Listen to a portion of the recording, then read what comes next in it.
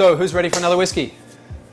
Well, you're going to have to wait, because first I want to talk about the Solera process. It's kind of complicated. So what I'm going to talk about is the traditional Solera process, but I'm going to do a little demonstration to kind of show you how it works. Technically, and I got a definition online, Solera is a process for aging liquids by fractional blending in such a way that the finished product is a mixture of ages, and so on.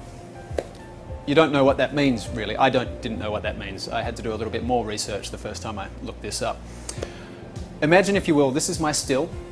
So I'm making, well, Solera was traditionally used for sherry. So let's say that's where I'm making my new make sherry. This is a cask. This is a cask. This is a cask. This one has liquid in it that's already been aging for 1 year. This has already been aging for 2 years. This has already been aging for 3. It doesn't have to be limited to 3, it can be 5, 10 or more. This is liquid that's going off for bottling. So the youngest here is already 1 year. So what we do now, this is the process of Solera. We're going to take a fraction of this and send it off for bottling. Not all of it. I'm going to do half. We do different fractions, but half is probably the most common. Now I'm going to top that up with 2-year-old. And I'm going to top our 2-year-old up with our 1-year-old. And I'm going to top this up with new stuff.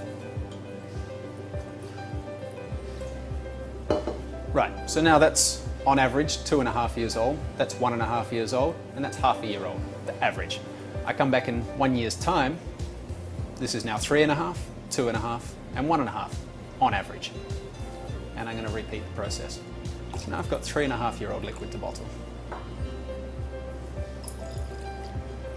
The numbers start getting too hard for me to work out in my head, but you can see the average age of the liquid inside is getting older and older. And Solera processes in sherry houses and port houses around the world have been going for decades.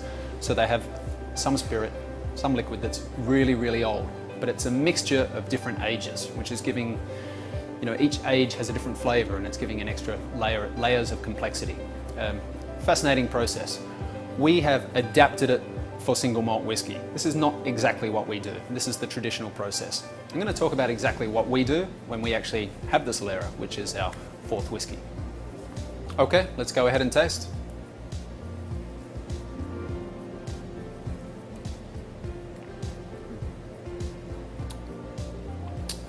More of the same as what we had on the nose. We've still got that Glenfiddich pear, and we've got those bourbon notes, that coconut, vanilla character. But it's getting also into brown sugar and bananas and a little touch of ginger, almost rum notes, coincidentally, although there's no rum influence here.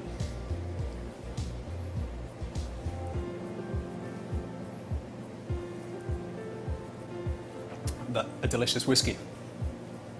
I'm going to be back in a few minutes, the 4th and final whiskey, the finale, the highlight. Join me then. Thank you.